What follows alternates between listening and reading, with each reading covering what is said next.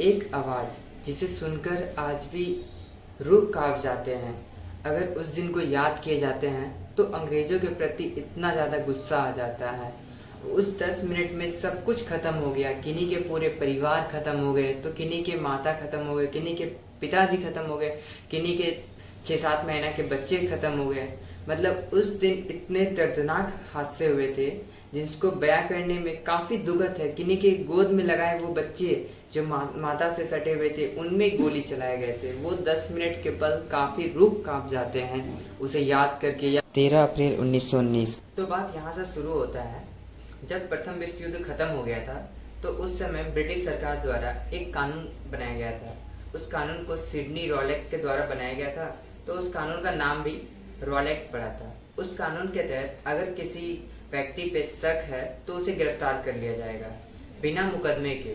मतलब आपके मुकदमा भी नहीं चलेगा और आपको गिरफ्तार कर लिया जाएगा। उसके बावजूद आपको 2 साल में जेल में रख सकते हैं। इस कानून के तहत था। तो इस कानून को लेके काफ़ी जगह हंगामे हुए, देश में अफरा तफरी मचे। तो पंजाब और बंगाल जैसे एरिया में काफ़ी ज़्यादा इस कानून को प्रोटेस्ट करने लगे लोग सब। तो पंजाब में इसी रॉयल एक्ट कानून के द्वारा 2 बड़ी नेता को गिरफ्तार कर लिया गया था, डॉक्टर सफरुद्दीन खिलचू और आपके डॉक्टर सत्यपाल। इन दोनों को जब गिरफ्तार कर लिया गया तो पंजाब में काफ़ी ज़्यादा लोग सब गुस्साने लगे, मतलब गुस्सा करने लगे, हमारे नेता को गिरफ्तार कर लिए गए। तो इसी केस के दौरान पंजाब में अमृतसर में ही लोगों द्वारा जलियांवाला बाग में एक शांतिपूर्ण सभा आयोजित था, जिसे काफ़ी लोग उसमें शामिल होने वाले थे। तो उस दिन बैसाखी का मेला था और बगल में एक मंदिर भी था। तो वहाँ पे काफ़ी सारे परिवार लोग आए थे पूजा करने के लिए।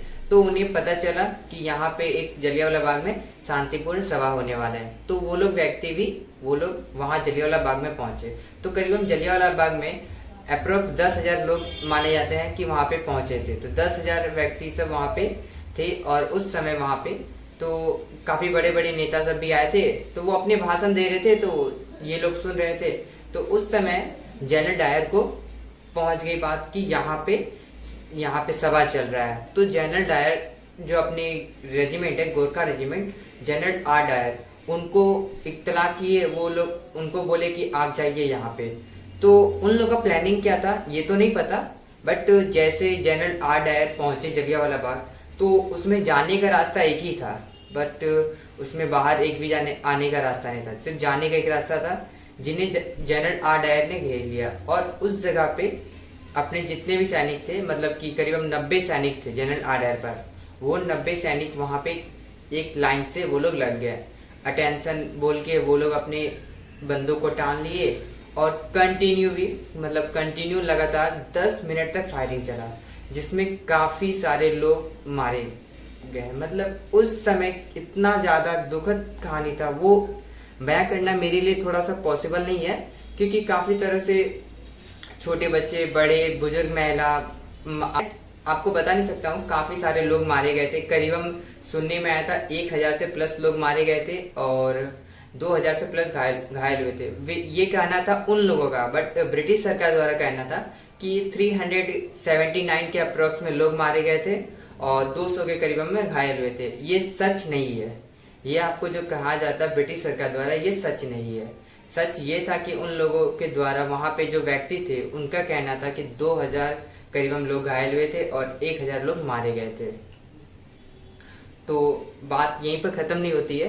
तब वहाँ पे रात जैसे जैसे हो रहे थे, मतलब 10 मिनट कंटिन्यू राउंड फायरिंग चले, तो काफ़ी सारे लोग मर गए थे। दीवार में काफ़ी सारी गोलियां लगे थे। तो आप लोग यकीन कीजिए, वहाँ पे एक कुआं था। लोग सोचे कि चलो उसमें कूद के अपने जान बचाते हैं। तो उस कुएं में लोग सोच के ये गए थे कि अपने जान बचाने के लिए गए थे, बट किन्हें पता था वो कुआं ही एक तरह से नरक बन जाएगा लोगों के लिए। उस कुएं से करीबन 200 से प्लस लाश निकले गए थे। सोचिए आप, 200 से प्लस लाश उस कुएं से निकलना, मतलब एक तरह से कितना डरावनापन है ये। मतलब आप फील कर सकते कि उस समय पे आप महसूस कीजिए कि हम क्या देख रहे हैं।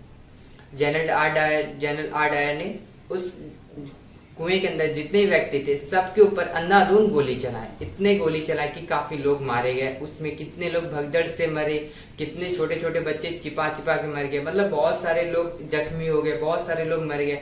और एक ये बात नहीं है, जब 10 मिनट बाद राउंड खत्म हो गई, गोलियां खत्म हो गई, तब जाके जनरल आर डायर और उनके जो सैनिक थे वो वापस चले गए। तो उन्होंने अपने हेड ऑफिस पहुंचते ही उस अमृतसर के जलियांवाला बाग के जो इलाके हैं वहाँ के बिजली कटवा दिए। वहाँ पे जितने लोग तड़प रहे थे उन लोग को क्या बोलते हैं आप, जैसे कि ट्रीटमेंट के लिए कोई सुविधा नहीं दी है। मतलब इतना बड़ा कांड होने के बाद वहाँ पे ट्रीटमेंट का सुविधा नहीं है, लाइन काट दिए गए, वहाँ जो पानी सप्लाई होते थे उन सब में रोक लगा। मतलब काफ़ी तरह से उन इंडियंस को प्रॉब्लम क्रिएट हुआ। तो उस रात काफ़ी डरावनी हरकतें सब हुई। तो वहाँ पे जो पब्लिक थे वो सब उन लोगों को मदद करने लगे। जब हंटर कमीशन बैठाया गया था तो जनरल डायर को कोर्ट जाना पड़ा। कोर्ट में जब सवाल पूछा गए थे, मतलब जज के द्वारा जनरल डायर को सवाल पूछे गए थे कि जलियांवाला बाग में हुआ क्या था, तो जनरल डायर कह रहे हैं कि लोग मुझ पर पत्थर चलाने लगे तो मैं अपने सैनिकों को फायरिंग का ऑर्डर दे दिया। तो ये सफ़ेद झूठ है, इसे कोई नहीं मानता है। ये एक तरह से सफ़ेद झूठ जो कोर्ट का अंधा कानून बोलता है, ये मेरा मानना है। तो इस घटना के बाद काफ़ी टाइम बाद एक उधम सिंह नाम के आदमी थे जो कि 13 मार्च 1940 को लंदन के एक हॉल में मीटिंग चल रहे थे, मतलब पार्टी चल रहे थे। तो वहाँ पे जनरल डायर उपस्थित थे। वो उस मोमेंट को याद करके बोल रहे हैं कि वैसा काम मुझे फिर से करने के लिए मिलेगा तो मुझे कोई तरह का पछतावा नहीं होगा। तो ये जैसे वर्ड बोले जनरल डायर ने, तो उधम सिंह जो थे वो अपने बुक से बंदूक निकाले और जनरल डायर को वहीं मार दिए। तो इस घटना के सुनने के बाद जनरल आर डायर जो है वो भी कुछ समय बाद मर गए। और इसमें दुखद ये भी है कि ब्रिटिश सरकार उधम सिंह को 31 मार्च 1940 को उधम सिंह को फांसी दे दिया गया था। तो लोगों का कहना था कि जो जलियांवाला बाग हत्याकांड हुआ था उसके न्याय उधम सिंह ने हमें दिला दिए, जो कि बात सत्य भी है क्योंकि जनरल डायर ने हमारे इंडियंस के साथ जलियांवाला बाग हत्याकांड में गोली चलाने की फायरिंग के आदेश दे दिए थे। तो उधम सिंह ने उन्हें मार दिया। तो और कुछ दिन बाद जनरल आर डायर भी मरे गए थे। तो कहीं ना कहीं कहा जाता है कि ये जो उधम सिंह जो थे वो जलियांवाला बाग जब हत्याकांड 13 अप्रैल 1919 को हुआ था तो उस समय वो वहाँ पे उपस्थित थे। मतलब उनकी आयु उस समय कितनी, तो करीबन 15-16 साल के माना जाता है कि उस समय उनकी आयु थी। तो ये मैं तो एग्जैक्ट नहीं कह पाऊंगा, बट ये माना जाता है कि उधम सिंह जो है वो वहाँ पे उपस्थित थे जलियांवाला बाग हत्याकांड में। फिलहाल जलियांवाला बाग हत्याकांड का न्याय मिल गया जो कि उधम सिंह ने हमें दिला दिए। ठीक है, थैंक यू। तो मिलते हैं एक नए कंटेंट के साथ और एक कंटेंट के साथ। Thank you so much.